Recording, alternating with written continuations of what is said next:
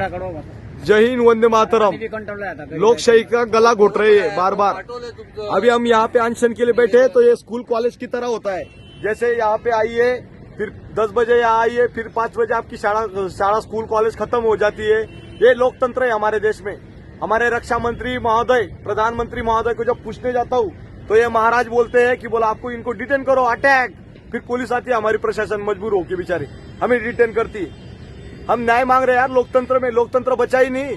हम मुंबई दिल्ली में भी गए थे, वो उधर जंतर मंतर के, उन्होंने बोला 2 सेक्शन में होगा, 10 बजे से लेकर 1 बजे तक, 2 बजे से लेकर 5 बजे तक। क्यों कर रहे हो? बंद कर दो, अनशन भी बंद कर दो, उसको भी गुलाम कर दो। अगर आपको न्याय नहीं दे सकता, आप कानून चलाते हो ना प्रधानमंत्री जी, वो पद छोड़ दीजिए। लोकतंत्र का गला घोटने से अच्छा पूरा कब्जा कर लीजिए भारत में, हिंदुस्तान में। पाकिस्तान के ऊपर राजनीति करते हो। नवाज शरीफ के साथ आप चाय पीने गए था, मैं चाय पीने नहीं गया था, मेरे देश के लिए गया था मैं। और यही देश की बचाने की लड़ाई लड़ रहा हूं अभी भी। हमारे देश में कितने जवानों को पेट पे लात मारी, और सरकार वो नौकरी क्यों नहीं कर सकता देश में? रिटायर होने के बाद वो जवान नौकरी कर सकता है, पर जिसको अधिकारी द्वारा शोषण किया होता है, उसको घर भेजा होता है, वो देश में नौकरी क्यों नहीं कर सकता? वो कंपनी भी नहीं कर सकता, जॉब भी नहीं कर सकता। क्यों भाई? हम आतंकवादी क्या? जितने भी पीड़ित जवान है वो सब आतंकवादी है क्या देश में? पाकिस्तान से आने वाली सीमाएदार को आप टिकट देते हो, उसको नौकरी मिल सकती है, ऑफर मिल सकती है। हमारे जवानों को आतंकवादी बना दिया आपने। इसलिए न्याय की भीख मांग रहा हूं लगातार। प्रशासन को भी आपने अपने कब्जे में लेके रखा है। एसपी, कलेक्टर, डीसी, डूसी सब आपकी पावर का मिसयूज करते। कहां गई आईबी विभाग, इंटेलिजेंस ब्यूरो कहां गई जो जांच करते? जयशंकर जी विदेश मंत्री कहां है? उनकी भी तलाश में निकल पड़ा हूं मैं। न्याय चाहता हूं, न्याय। पाकिस्तान के ऊपर आप जाए थे, चाय पीने गए थे, वहां पे तमाम न्यूज चल रही थी आपकी। हमारी जिंदा मीडिया नहीं है इस देश में, इसीलिए इन भाई लोगों की तलाश कर रहा हूं। मिलते तो कांटेक्ट नंबर लीजिए 8888 360 382।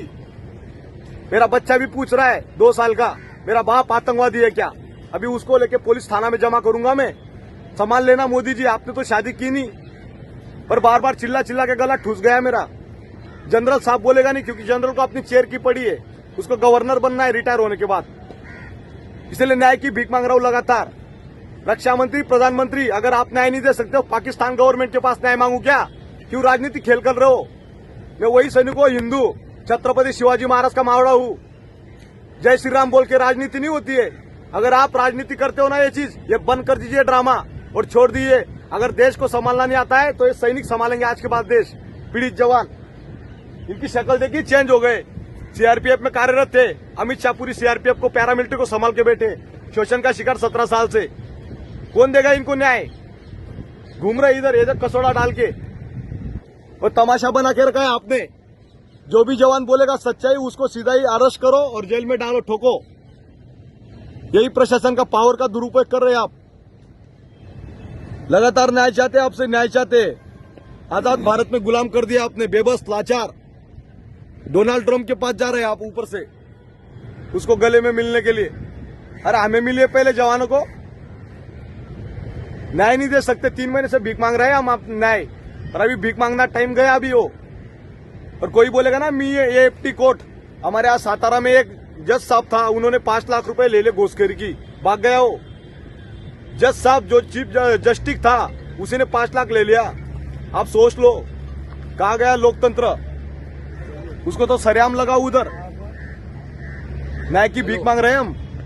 हमारे देश में न्याय नहीं मिलता है। इस वीडियो को भी शेयर करना, वहां तक पहुंचाओ तमाम लोगों के सामने। कोर्ट कचहरी में जाने तो बोला, इधर कोर्ट कचहरी स्कूल कॉलेज की तरह हो गया ये पूरा सारा चीज। देखिए तामझाम।